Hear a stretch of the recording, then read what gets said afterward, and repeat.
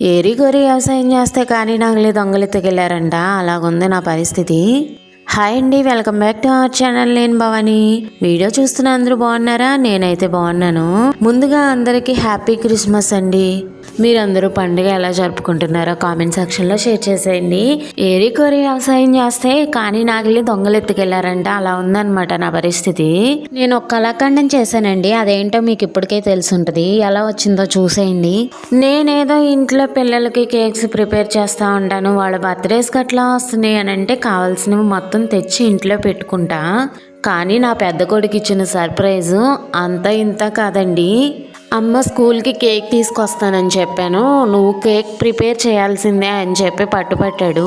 నాకైతే నవ్వాలో ఏడవాలో కూడా అర్థం కావట్లేదు. బన్ అయితే ఎలాగలా ప్రిపేర్ చేయగలను, కానీ క్రీమ్కి కావాల్సిన ఏమీ లేవన్నమాట. ఇంట్లో ఏం చేయాలో అర్థం కావట్లేదు. మీరు మాత్రం మన ఛానల్లో ప్రీవియస్ వీడియోస్ చూసి మీకు నచ్చితే సబ్స్క్రైబ్ చేయండి అబ్బా. అలాగే కుదిరితే షేర్ చేయండి, లైక్ చేయండి అబ్బా. మా ఊర్లో అలాంటి మెటీరియల్లే దొరకవన్నమాట. ఇంకా బయటికి వెళ్ళి తీసుకురావడానికి 6-7 కిలోమీటర్స్ వెళ్ళాలి. అసలే పొలం పనులతో సతమతం అవుతున్నారు. ఇప్పుడు నేను వెళ్ళి క్రీమ్ తీసుకురమ్మంటే కొట్టను కూడా కొడతారనమాట.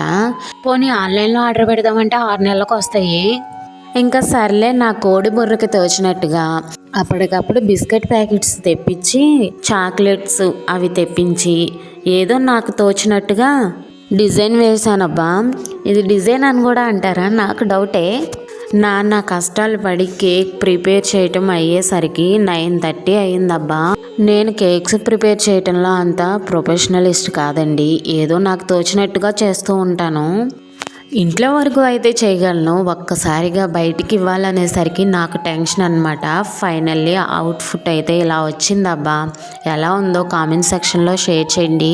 టేస్ట్ విషయంలో మాత్రం తగ్గేదే లేదు. మంచి కాంప్లిమెంట్స్ అయితే వచ్చాయబ్బా. వాళ్ళ టీచర్స్ అయితే థ్యాంక్స్ చెప్పమన్నారంట. టేస్ట్ కూడా బాగుందని చెప్పారంట.